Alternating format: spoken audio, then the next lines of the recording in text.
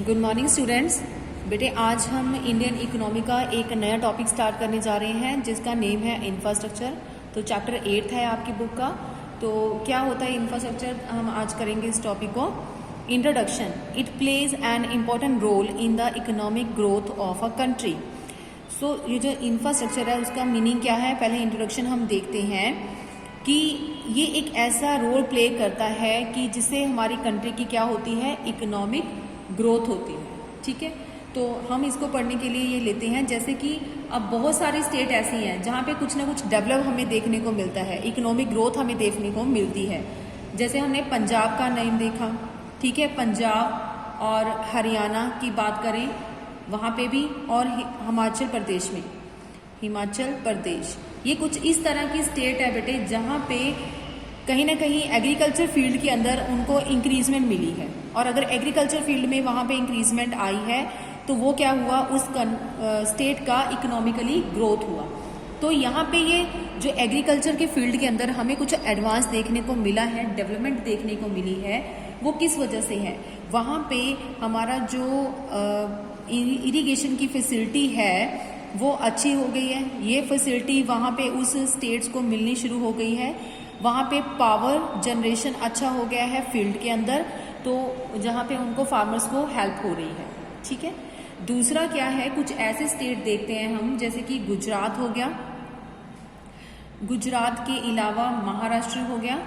ठीक है, ये कुछ ऐसे स्टेट हैं बेटे जहाँ पे हमें क्या देखने को मिलता है कि इंडस्ट्रियल जो है वो ज़्यादा ग्रो कर रही है, इंडस्ट्रियल एरिया डेवलप हो रहा है इन जगहों के ऊपर। ठीक है, तो उसका रीज़न क्या है, उसका रीज़न ये है कि वहाँ पे ट्रांसपोर्ट अच्छा मिल जाता है, वहाँ पे पावर फैसिलिटी अच्छी मिल रही है, या कुछ और फैसिलिटी जो कि इंडस्ट्रियल सेक्टर को इंडस्ट्रियल एरिया में चाहिए, तो इस तरह की फैसिलिटी वहाँ पे मिल रही है। ठीक है, ये कुछ उन स्टेट्स के नेम है। ये हमारे थे जहाँ पे एग्रीकल्चर की काफ़ी डेवलपमेंट हो रही है। ये वो स्टेट है जहाँ पे इंडस्ट्रियल एरिया हमें डेवलप होता नज़र आता है।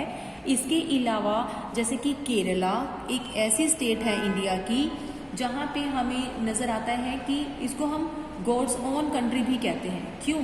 क्योंकि वहाँ पे हमें सबसे ज़्यादा लिटरेसी देखने को मिलती है। ठीक है, वहाँ पे हमें हेल्थ अच्छी दिखती है लोगों की। क्यों दिखती है? क्योंकि हेल्थ केयर के साथ साथ वहाँ पे सैनिटेशन भी बहुत अच्छा है, यानी कि वहाँ पे पानी वगैरह की सुविधाएं काफ़ी अच्छी है, सैनिटेशन अच्छा है। ठीक है, तो ये फैसिलिटी हमें केरला में देखने को मिलती है। इसके अलावा कर्नाटका में हमें क्या देखने को मिलता है, कर्नाटका के अंदर हमें क्या देखने को मिलता है जिसे हम ये कहते हैं कि इकोनॉमिक ग्रोथ हो रही है।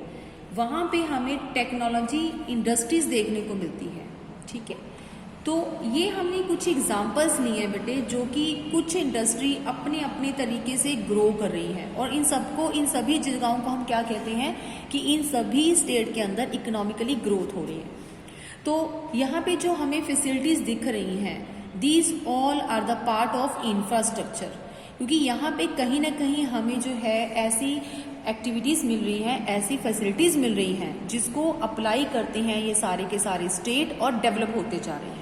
ठीक है, तो इन सभी को क्या बोला जाता है, infrastructure. Those facilities are called infrastructure which was utilized by those states, right, to increase the productivity, increase the production of the economy. Clear बेटे?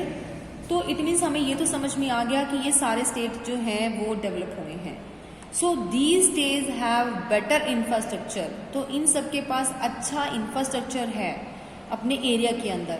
दे excel than other state of India, इसीलिए वो ज़्यादा आगे बढ़ रही हैं, ग्रो कर रही हैं अदर स्टेट के कंपेरेटिवली। अगर हम इंडिया के बाकी स्टेट को चेक करें तो उससे कहीं अच्छा जो है वो आगे बढ़ रही है। ठीक है, कहीं पे तो हमें नज़र आ रहा है, अलग अलग तरीके से हमें नज़र आया ना, कहीं पे तो हमें इरिगेशन फैसिलिटी नज़र आई, तो वहाँ पे हम कह सकते हैं कि इरिगेशन आगे जा रहा है, वो फैसिलिटी मिल रही है। कहीं पे हमें दिख रहा है कि इंडस्ट्रियल एरिया आगे है, तो इट मीन्स ट्रांसपोर्टेशन की फैसिलिटी वहाँ पे मिल रही है हमें। कहीं पे हमें टेक्नोलॉजी की फैसिलिटी नज़र आ रही है। तो ये सारी जो स्टेट हैं ये कहीं ना कहीं किसी न किसी इंफ्रास्ट्रक्चर की वजह से ही ग्रो कर रही हैं। क्लियर?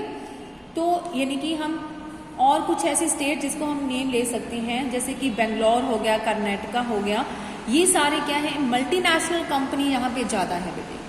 ठीक है। तो मल्टीनेशनल कंपनीज की वजह से यहाँ पे इनका नाम होता है।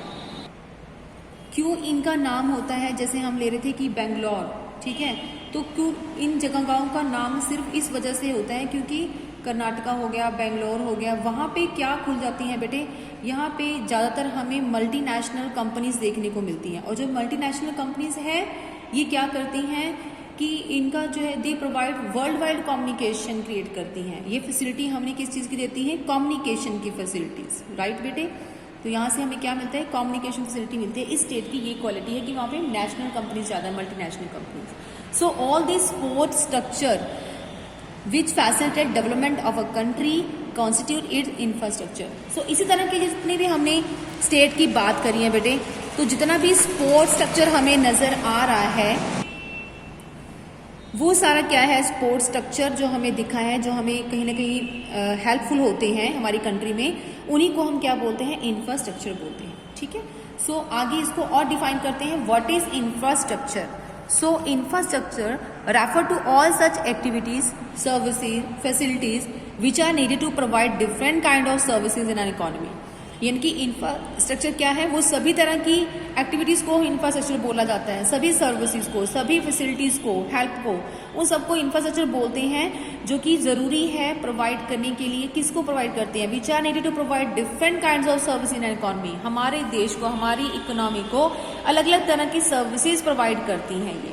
ठीक है। तो उन सर्विस प्रोवाइड करने के लिए सारे एक्ट जो है, ये सारी सर्विसेज जरूरी है, और इन्हीं चीजों को हम क्या बोलते हैं, infrastructure of a country. Clear.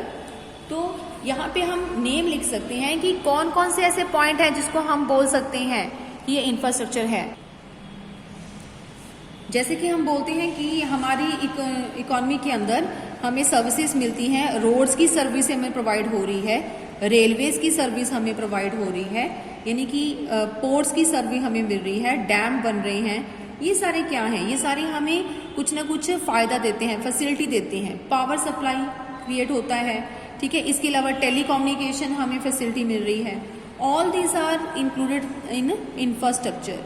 We are known as these topics infrastructure. ठीक है। इसके अलावा और भी बहुत कुछ हमें मिलता है, जैसे कि एजुकेशन फैसिलिटी मिलती है हमें अपनी इकोनॉमी के अंदर, तो वो भी क्या है, इंफ्रास्ट्रक्चर का पार्ट है। इसके अलावा हमें हेल्थ सिस्टम अगर हम अच्छा रखें, अपनी हेल्थ फैसिलिटी लेते हैं अपनी इकोनॉमी से, तो वो भी क्या है, इंफ्रास्ट्रक्चर का पार्ट है। ठीक है। तो इसी तरह से हम बहुत सारे पॉइंट्स पढ़ सकते हैं। तो इसको हम स्टेप वाइज लेके चलते हैं बेटे। जैसे कि पहला पॉइंट हो गया कि आप इसको ये मान के चलोगे कि रोड्स, रेलवेज, पोर्ट, एयरपोर्ट, ये सारे क्या हैं, ये हमें फैसिलिटी मिलती है। सिंपल इसको हम ट्रांसपोर्ट वाले केस में काउंट कर लेते हैं। ठीक है। उसके बाद टेलीकॉम का एक अलग से हमारे पास जोन बन जाता है, टेलीकॉम फैसिलिटी हमें प्रोवाइड होती है। तो हॉस्पिटल की, जैसे हम हेल्थ में बात कर रहे थे, तो इसमें क्या मिलती है कि हॉस्पिटल्स बन जाते हैं और सैनिटेशन की फैसिलिटी मिल जाती है हमें। ठीक है। ये सारे क्या हैं, ये वो पार्ट हैं जो कि हमें हेल्थ से जुड़े हुए कंसेप्ट को क्लियर करते हैं। एक एजुकेशन का पार्ट हो गया। इसके अलावा अगर हम सैनिटेशन अच्छा देते हैं, मीन्स क्लियर ड्रिंकिंग वाटर, वो provide drinking facility, clear drinking water अगर हम प्रोवाइड करते हैं अपनी इकोनॉमी को, तो वो क्या हो जाता है, हेल्थ से जुड़ा हुआ पॉइंट हो गया। ठीक है। इसके अलावा और क्या फैसिलिटी हो सकती है बेटे, जो हम इंफ्रास्ट्रक्चर में काउंट करते हैं, बैंकिंग की फैसिलिटी मिलती है हमें इकोनॉमी में से, हमें इंश्योरेंस फैसिलिटी प्रोवाइड हो जाती है। All these are infrastructure, right. इतने एग्जाम्पल्स काफी हैं। आगे टॉपिक है कि कितने तरह के इंफ्रास्ट्रक्चर्स होते हैं। सो पहला है इकोनॉमिक इंफ्रास्ट्रक्चर। इकोनॉमिक इंफ्रास्ट्रक्चर बेटे क्या है, जिसके अंदर हम काउंट करते हैं पावर, यानी कि एनर्जी को, ट्रांसपोर्टेशन को हम काउंट कर लेते हैं, कम्युनिकेशन को काउंट करते हैं। ठीक है। रोड्स, रेलवेज, डैम, पोर्ट हम बनाते हैं, तो ये सारी सर्विसेज अपने इकोनॉमी के प्रोड्यूसर्स को हम प्रोवाइड करते हैं। तो जो भी हमारी इकोनॉमी के लिए प्रोडक्शन तैयार करते हैं, ये सारे क्या है, इकोनॉमिक इंफ्रास्ट्रक्चर के अंदर काउंट किए जाते हैं। So it is important to promote economic activity, production and trade of the goods and services. तो बेसिकली ये सारे के सारे जो हमारे पास इंफ्रास्ट्रक्चर है, ये कहाँ पे काम आते हैं, ये अपना कुछ ना कुछ इकोनॉमिक एक्टिविटी हमें प्रोवाइड करते हैं। कहाँ पे, प्रोडक्शन एंड ट्रेड के लिए। ठीक है। यानी कि प्रोडक्शन एक्टिविटी के अंदर जो भी चेंज आता है, वो सिर्फ इन्हीं इंफ्रास्ट्रक्चर की वजह से ही चेंज आता है। अगर हमारा प्रोडक्शन बढ़ता है, तो इस पे कहीं ना कहीं इकोनॉमिक इंफ्रास्ट्रक्चर का ही रोल होता है। ठीक है। So it helps to increase the productivity of the factor of production. तो इससे क्या बढ़ता है, इन्हीं इंफ्रास्ट्रक्चर से हमारी जो फैक्टर्स हैं ऑफ प्रोडक्शन हैं बेटे, उनकी प्रोडक्टिविटी भी बढ़ती है।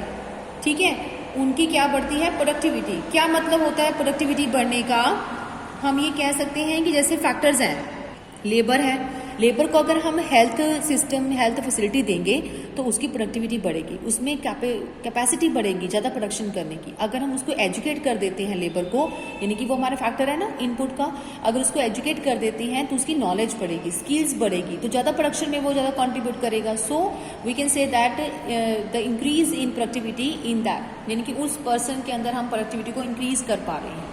क्लियर बेटे। सेकेंड है बेटे सोशल इंफ्रास्ट्रक्चर। तो जो सोशल इंफ्रास्ट्रक्चर है वो क्या होता है, जैसे कि एजुकेशन अच्छा कर देना, हेल्थ अच्छा कर देना, हॉस्पिटल्स हमने खोल दिए, सैनिटरी सिस्टम हमने खोल दिया, वाटर सप्लाई हमने किया, क्लियर ड्रिंकिंग यानी कि बिल्कुल साफ पानी अगर हम फैसिलिटी प्रोवाइड करते हैं लोगों को, इस तरह की अगर हम फैसिलिटी देते हैं तो वो सोशल इंफ्रास्ट्रक्चर कहलाता है, राइट। तो social infrastructure consist of provisions of all those services which improve the quality of human resource. अभी मैंने आपको एग्जांपल दिया था कि अगर लेबर को हम हेल्थ अच्छा कर देंगे, लेबर को एजुकेशन अच्छा कर देंगे, वो सारा इंफ्रास्ट्रक्चर बेटे सोशल इंफ्रास्ट्रक्चर का पार्ट है। हमने उनको हेल्थ वाइज अच्छा कर दिया, एजुकेशन वाइज अच्छा कर दिया, तो ये हमारा ह्यूमन रिसोर्स बेटर हो गया और उससे क्या होगा, उसकी प्रोडक्टिविटी बढ़ेगी। ठीक है, साथ में ही अगर हम उनको ट्रांसपोर्ट की फैसिलिटी, साथ में अदर फैसिलिटीज भी प्रोवाइड कर देते हैं, जैसे कि हमने इकोनॉमिक इंफ्रास्ट्रक्चर के अंदर पढ़ा था, तो उनकी प्रोडक्टिविटी क्या हो जाएगी, और इंक्रीज हो जाती है। हम उनको क्या दे रहे हैं, जहाँ पे इलेक्ट्रिसिटी की हमने ज़्यादा उनको फैसिलिटी प्रोवाइड कर दी है, राइट, तो वो अच्छा बनाएंगे हमारे लिए प्रोडक्शन। अगर हम उनको ट्रांसपोर्ट फैसिलिटी दे रहे हैं तो भी वो अच्छा काम करेंगे। तो इट मीन्स फैसिलिटीज़ अगर अवेलेबल हैं तो प्रोडक्टिविटी ज़्यादा ही होगी हमारे इनपुट्स की। क्लियर। और अगर हम यहाँ पे सोशल इंफ्रास्ट्रक्चर्स दे रहे हैं उनको, तो उनका ह्यूमन रिसोर्स अच्छा होगा, यानी कि ह्यूमन रिसोर्स डेवलपमेंट चैप्टर हमने किया था, तो उनका खुद का जो है वो लाइफ स्टाइल अच्छा होगा, उनका खुद का स्टैंडर्ड अच्छा होगा। अगर अच्छा स्टैंडर्ड है, अच्छा कैपेबिलिटी उनके अंदर आती है, स्किल्स अच्छी बन जाती है, सेहत अच्छी है, तो इट मीन्स क्या होगा, वो हमारे प्रोडक्शन में कॉन्ट्रीब्यूशन अच्छा ही करेंगे। तो हम इसमें क्या बोल सकते हैं कि ये जो सारी प्रोविजंस हमें रखती हैं, it is increase the quality of a human being. उनकी क्वालिटीज को अच्छा करने के लिए सारे जो पॉइंट्स हैं हमें जरूरी है। क्या चीज, एजुकेशन एंड हेल्थ, हॉस्पिटल्स खोलना, सैनिटेशन सिस्टम, दिस वंस। ठीक है, ये all this points are consider as a social infrastructure. Clear बेटे। आगे आते बेटे रेलिवेंस ऑफ इंफ्रास्ट्रक्चर, इसको हम इंपॉर्टेंस ऑफ इंफ्रास्ट्रक्चर भी बोलते हैं। ठीक है, तो इंफ्रास्ट्रक्चर की क्या इंपॉर्टेंस है हमारी लाइफ के अंदर। So infrastructure is the support system on which depends the efficient working of the modern industries. हम यहाँ पे पहला पॉइंट लेंगे, मॉडर्न इंडस्ट्रीज को इसने काफ़ी बेनिफिट दिया है। तो facilitate functioning of the economy, यानी कि मेन किसको उसने फैसिलिटेट किया, इंडस्ट्रीज को। इंडस्ट्रीज के लिए हमारे इंफ्रास्ट्रक्चर का क्या कॉन्ट्रीब्यूशन रहा है। इंडस्ट्रीज में हमें ट्रांसपोर्ट की फैसिलिटी, बहुत ट्रांसपोर्ट फैसिलिटी हमें जो है उसने हमारे इंडस्ट्रियलाइजेशन को बढ़ाया है। ठीक है, इसके अलावा जो मार्केटिंग सपोर्ट हमें मिली, मार्केटिंग की फैसिलिटी, उसने भी किसको इंक्रीज किया है, इम्पैक्ट डाला है इंडस्ट्रीज के ऊपर। क्योंकि ट्रांसपोर्ट के जरिए हम रॉ मटेरियल या मंगवा सकते हैं, और ट्रांसपोर्ट के जरिए हम क्या करते थे, अपना finished goods different part of the country में हम फैला सकते हैं। ठीक है, और उसी के साथ साथ बेटे हमारी जो मार्केटिंग है, मार्केटिंग मतलब बना हुआ माल हमने मार्केटिंग के अंदर बेचना है, तो ये सारा क्या है, मार्केटिंग का जो हमने लॉन्च की है, तो वो भी क्या है, एक इंफ्रास्ट्रक्चर का ही पार्ट है, जहाँ पे अपना माल जो है हम वहाँ पे पहुँचाते हैं। तो मार्केटिंग की सर्विसेज भी हमें गवर्नमेंट के द्वारा प्रोवाइड की जाती है। इससे हमें क्या बेनिफिट होता है इंफ्रास्ट्रक्चर, एक तो इंडस्ट्रियल हमारा डेवलप होता है, सेकेंडली क्या डेवलप हो रहा है, एग्रीकल्चर फील्ड भी डेवलप हो रहा है। तो एग्रीकल्चर को कैसे इंफ्रास्ट्रक्चर ने हेल्प की है, जैसे कि अब ट्रांसपोर्ट फैसिलिटी इसने दी है, यहाँ पे भी एग्रीकल्चर फील्ड में भी अगर यहाँ पे फार्मर्स को अपने सीड्स, अपना पेस्टिसाइड्स, ठीक है, यहाँ पे पेस्टिसाइड्स के अलावा अपने जितने भी फर्टिलाइजर्स हैं, अगर उसको ट्रांसपोर्ट करना है, कहीं पे लेके जाना है, प्रोड्यूस करना है, तो उसके लिए ट्रांसपोर्ट की, अगर उसको अपना प्रोड्यूस मतलब जो प्रोडक्शन उसने बनाया है, तो वो अगर उसको कहीं पे भी शिफ्ट करना है तो उसके लिए ट्रांसपोर्ट फैसिलिटी की रिक्वायरमेंट होती है। इसके अलावा ट्रांसपोर्ट में और क्या बेनिफिट हुआ, बहुत सारे ऐसे हमारे रूरल एरिया हैं जहाँ पे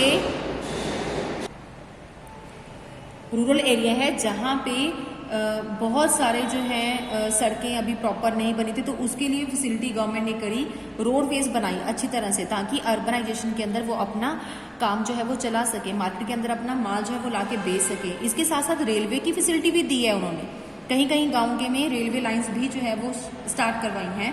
तो ये सारी फैसिलिटी हमें कहाँ से मिली है, इंफ्रास्ट्रक्चर के थ्रू। साथ में कई लोगों को बैंक से लोन भी मिल जाता है, तो बैंकिंग फैसिलिटी भी प्रोवाइड करवाई है, ठीक है, बैंक लोन जब मिलता है फार्मर्स को। तो ये सारी चीज़ें हम क्या काउंट करते हैं, सारी सर्विसेज यूं ही नहीं मिलती, इसका एक नाम दिया जाता है, उसको बोलते हैं इंफ्रास्ट्रक्चर। इसके अलावा इकोनॉमिक डेवलपमेंट हुआ हमारी इकॉनमी का। सो इकोनॉमिक डेवलपमेंट कैसे होता है बेटे, अगर हम इकोनॉमिक यहाँ पे लोगों को फ़ायदा देते हैं, इकोनॉमिक डेवलपमेंट कैसे होती है, इकोनॉमिक यहाँ पे इंफ्रास्ट्रक्चर हम प्रोवाइड कर रहे हैं, इकोनॉमिक इंफ्रास्ट्रक्चर दे रहे हैं, और साथ में क्या दे रहे हैं, सोशल इंफ्रास्ट्रक्चर भी लोगों को प्रोवाइड कर रहे हैं। तो दोनों से क्या होता है, इकोनॉमिक इंफ्रास्ट्रक्चर जब हम देते हैं तो हमारी प्रोडक्टिविटी के ऊपर फ़र्क पड़ता है, प्रोडक्टिविटी तो बढ़ती है, साथ में जो इनपुट्स है उनकी प्रोडक्टिविटी भी बढ़ती है, इनपुट फैक्टर्स की, ठीक है, उनकी प्रोडक्टिविटी बढ़ती है, वो भी ज़्यादा प्रोड्यूस करते हैं। सोशल इंफ्रास्ट्रक्चर क्या होता है कि अगर हम इस तरह से उनको एजुकेशन और हेल्थ की फैसिलिटी देते हैं, उनका लिविंग स्टैंडर्ड इम्प्रूव होता है, it means quality of life improve होती है। जब ये दोनों क्वालिटीज़ हमें मिल जाती हैं, क्वालिटी ऑफ लाइफ इम्प्रूव हो रही है, productivity, production of goods and services improve हो रहा है, इनपुट की प्रोडक्टिविटी भी इंक्रीज हो रही है, तो ये सारे मिलकर क्या बताते हैं कि इकोनॉमिक डेवलपमेंट हो रहा है। सो इसी तरह से क्वालिटी ऑफ लाइफ, ये हमारा नेक्स्ट वाला इंपॉर्टेंस है इंफ्रास्ट्रक्चर का। क्वालिटी ऑफ लाइफ भी लोगों की इम्प्रूव होती है इंफ्रास्ट्रक्चर के थ्रू। कैसे, हम इनका जो इंफ्रास्ट्रक्चर का है उसका इफेक्ट जो है लोगों की हेल्थ के ऊपर पड़ता है, राइट। तो उनकी हेल्थ क्या होती है, बेटर होती है पहले से। हम उनको अच्छा पानी की सप्लाई देते हैं गवर्नमेंट की तरफ से, तो वाटर सप्लाई अच्छा होता है उनका, तो भी उनकी हेल्थ के ऊपर इफेक्ट पड़ता है। सैनिटेशन फैसिलिटी हम प्रॉपर दे रहे हैं उनको, तो ये भी उनकी क्वालिटी ऑफ लाइफ को इम्प्रूव करता है। सो ये सारी चीज़ें अगर हम उनको प्रोवाइड करते हैं तो इससे क्या होता है, by it reduce the morbidity. ये हमारे किस पॉइंट को रिड्यूस करता है, मॉर्बिडिटी को रिड्यूस करता है। What's the mean of morbidity बेटे, मॉर्बिडिटी होता है कि हमें जो डर बना रहता है ना कि लोग बीमार हो जाते हैं, तो वो डर खत्म हो जाता है। यानी कि यहाँ पे प्रोनेस जो है, प्रोनिनेस टू फॉल इल, बीमार पड़ने का जो डर है वो खत्म हो जाता है, दैट इज द मॉर्बिडिटी।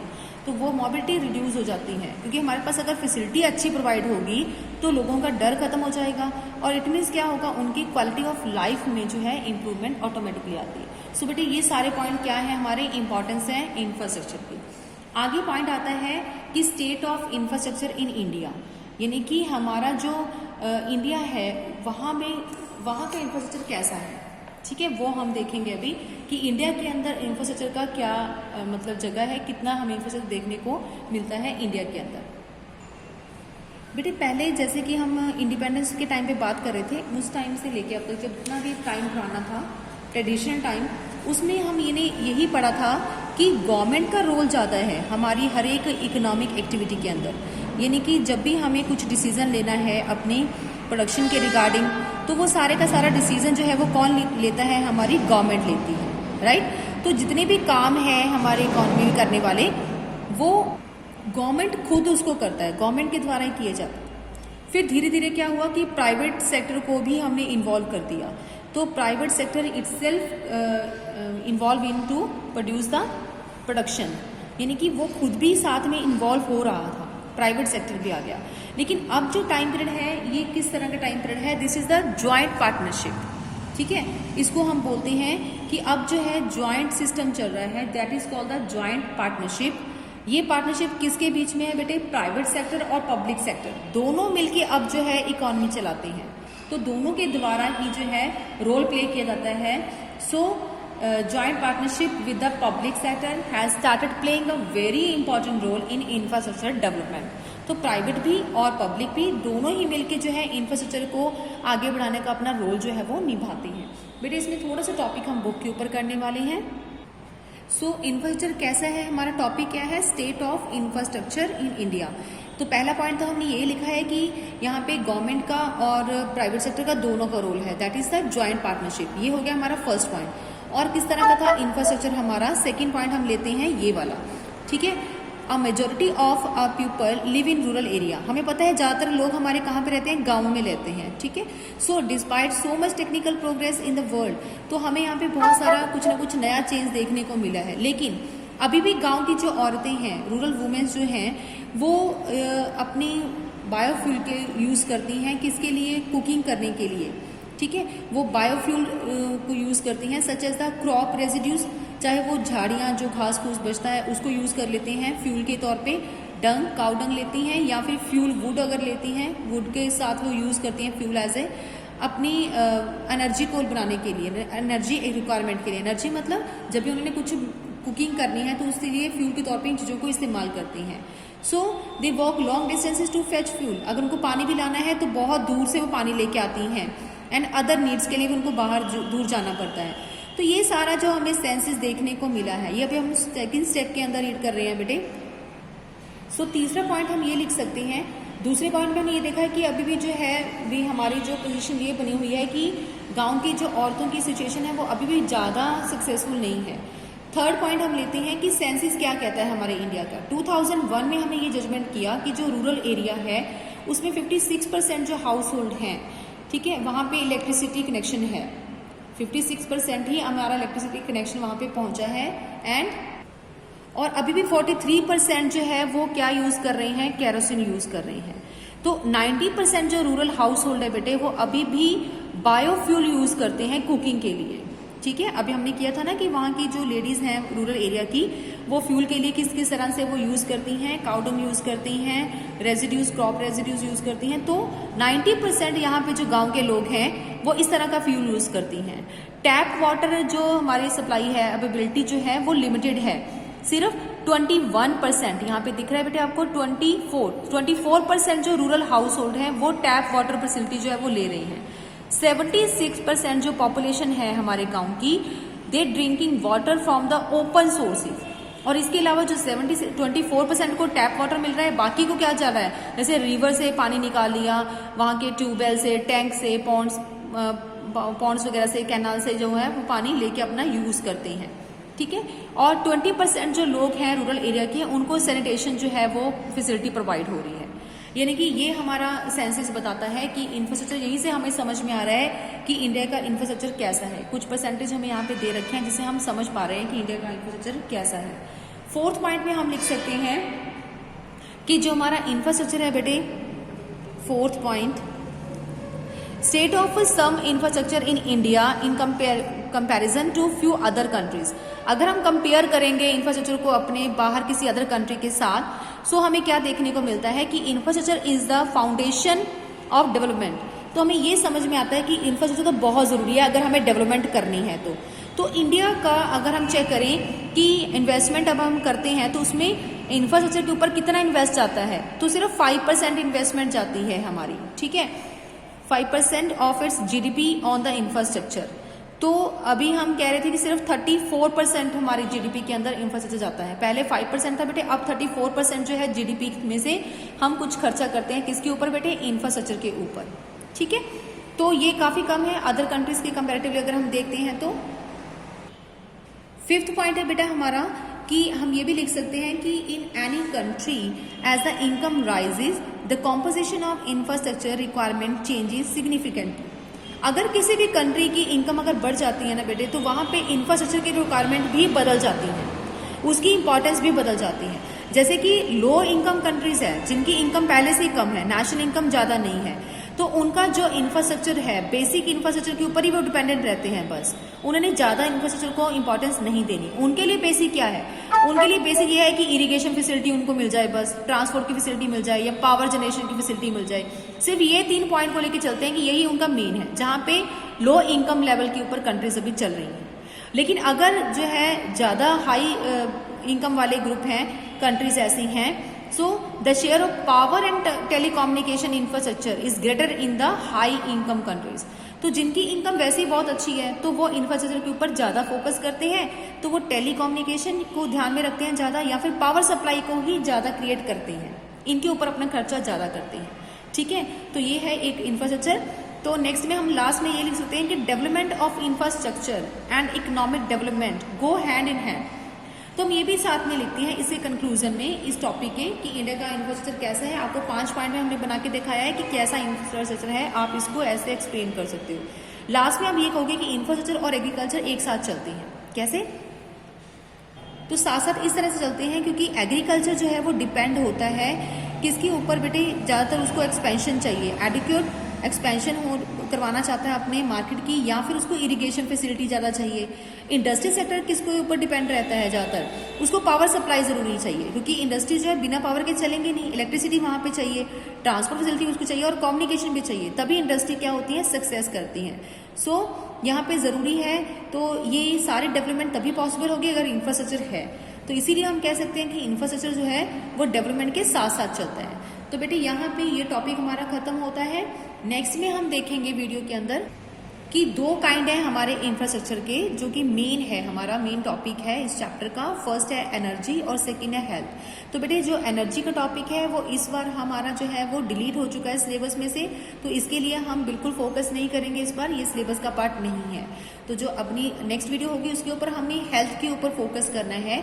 ये क्या है, हमारा हेल्थ इंफ्रास्ट्रक्चर। तो हेल्थ के लिए हमारी गवर्नमेंट क्या करती है, कैसे कैसे हेल्थ फैसिलिटी हम प्रोवाइड करते हैं, वो हमारा अगला टॉपिक होगा जो हम नेक्स्ट वाली वीडियो के अंदर देखेंगे। आज के लिए बेटा टॉपिक यहीं पे खत्म होता है।